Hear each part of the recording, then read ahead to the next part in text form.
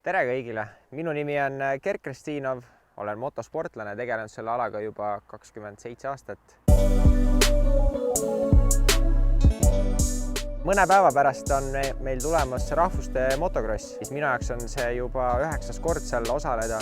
Sinna valitakse 3 Eesti parimat motosportlast. See hooaeg oli mul väga edukas. Suutsin võita Euroopa meistrivõistluste etapi Lätis ja teha häid sõite Adakil. See on siis Saksamaa meistrivõistlused.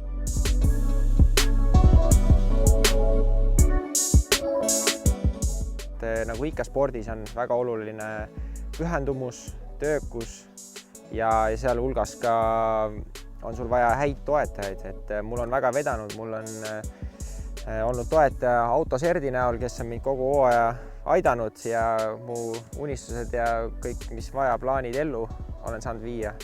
Et siis suur tänu neile, et paneme koos edasi.